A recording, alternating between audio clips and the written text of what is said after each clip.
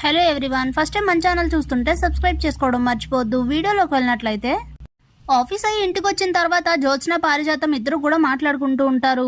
జ్యోత్స్న మొన్న రాత్ర సూరజ్కి ఫుడ్ తీసుకొని వెళ్ళినప్పుడు అక్కడ హౌస్లో జరిగిన విషయాలన్నీ కూడా పారిజాతానికి చెప్తుంది.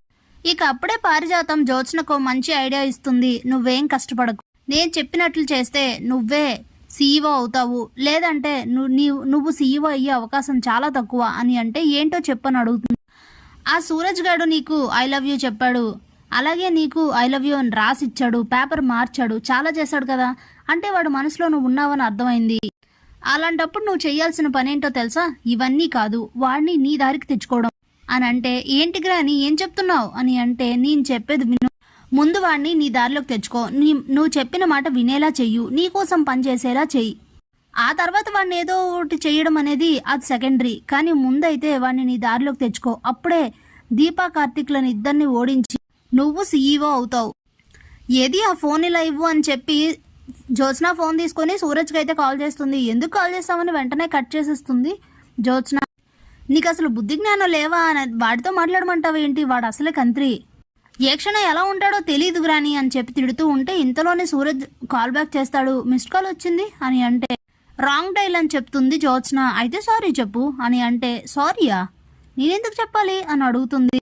నేను నీకు 5 minutes టైం ఇస్తున్నాను, వేడి పాలల్లో పసుపు వేసుకొని తీసుకొని వచ్చి సారీ చెప్పి పాల గ్లాస్ ఇచ్చేసి వెళ్ళి, లేదంటే మొన్న 1000 వాళ్ళగాడు వీడియో మీ దాతకు వెళ్తుంది అని చెప్పేసి ఫోన్ పెట్టేస్తాడు. ఇక చేసేది లేక పాలు తీసుకొని సూరజ్ దగ్గరికి అయితే వెళ్తుంది. ఇక సూరజ్కి పాలు ఇచ్చేసి అక్కడే కూర్చొని మాట్లాడుతూ ఉంటుంది.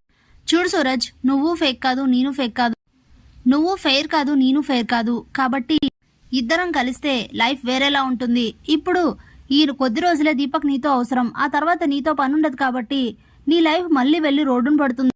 అదే నువ్వు తన కోసం ఉంటూ నా కోసం పని చేసావనుకో, నేను సీఈఓ అయ్యాక నీకు ఎలాంటి హెల్ప్ కావాలన్నా చేస్తా. ఎందుకు చెప్తున్నానో విను, ఇది ఇద్దరికి లైఫ్ టర్నింగ్ పాయింట్ అని అంటే నువ్వు నాతో ఎందుకు ఇలా డీల్ కుదుర్చుకోవాలి అని అడుగుతాడు సూరజ్. ఎందుకంటే నేను గెలవాలి కాబట్టి, ఆ దీపం మీద నేను ఎలా అయినా గెలిచి సీఈఓ అవ్వాలి, అందుకే ఇదంతా. నా మాట విని నేను చెప్పిన ఈ డీల్ కొప్పుకుంటే ఇద్దరికి లాభం ఉంది, లేదు ఆ వంటలక్క వైపే ఉంటానంటావా, పెద్ద ఉపయోగం ఏముండదు. ఈ 2 వారాలు మాత్రమే తనకి నీతో పని ఉంటుంది, ఆ తర్వాత నువ్వు రోడ్డును పడతావు, నీ లైఫ్ రోడ్డును పడుతుంది, ఇక నీ ఇష్టం అని అంటే సరే నేను ఆలోచిస్తానులే, నువ్వు వెళ్ళు అని చెప్తాడు సూరజ్. ఇక జ్యోత్స్న అక్కడి నుంచి వెళ్ళిపోతుంది. నేను ఇచ్చిన బంపర్ ఆఫర్ పక్కాగా వర్కౌట్ అవుతుంది, వాడు నా మాట వింటాడు, ఇక దీప ఓడిపోయినట్టే అని అయితే అనుకుంటూ అక్కడి నుంచి వెళ్ళిపోతుంది. మరుసటి రోజు ఉదయాన్నే దీపా కార్తిక్ కూడా ఇంటికి వస్తారు. ఇంతలోనే శివనారాయణ కిందకొచ్చి శివం ఎత్తినట్టు చాలా కోపంగా ఉగ్ర రూపంతో అరుస్తూ ఉంటారు. జ్యోత్స్న బయటికి రా అని. ఏమైంది తాత అంటూ బయటకు వస్తుంది. ముసలోడికి ఏమైంది ఇలా అరుస్తున్నాడు, మళ్ళీ ఏం చేసింది ఇది అని ఆలోచిస్తూ ఉంటుంది పారిజాతం. నీకు అసలు బుద్ధి జ్ఞానం ఉన్నాయా?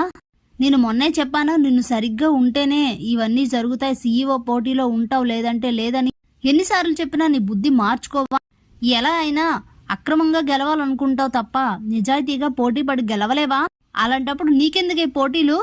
ఇప్పుడే దీపని ఏకగ్రీవంగా సీఈఓని చేస్తాను అని అంటాడు. అసలు ఏమైంది తాత అని అడుగుతుంది జ్యోత్స్న. నిన్న రాత్రి వెళ్ళి సూరజ్తో తను మాట్లాడిన మాటలన్నీ కూడా ఫోన్ తనకు తెలియకుండా పక్కనైతే పెట్టేసి వీడియో రికార్డ్ చేస్తాడు సూరజ్.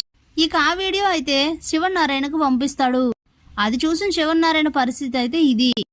అది కాదు తాత అని అంటూ ఉంటే, ఇక మాట్లాడావంటే మర్యాదగా ఉండదు, ఏం మాట్లాడతావు, ఎన్నిసార్లు చెప్తావు, మళ్ళీ ఎన్ని దారుణాలు చేస్తావు, నిన్ను ఇలానే పోటీలో ఉంచితే ఇంకెన్ని దారుణాలు చేసి మళ్ళీ ఎక్కడ పరువు తీస్తావునని భయంగా ఉంది. నీలాంటి దాన్ని సీఈఓగా ఎన్నుకుంటే జ్యోత్స్న రెస్టారెంట్స్ మళ్ళీ దివాలా తీస్తుంది, అవసరం లేదు, వెంటనే మీటింగ్ పెట్టి జ్యోత్స్న దీపని సీఈఓని చేస్తానని అయితే చెప్తాడు.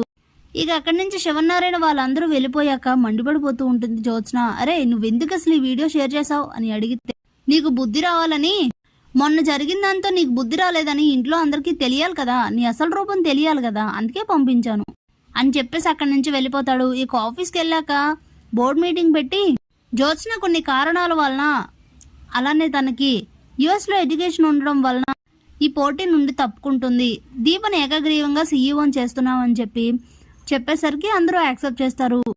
ఫార్మాలిటీస్ అన్నీ పూర్తి చేసి శివనారాయణ అయితే దీపని సీఈఓని చేస్తారు. Thanks for watching.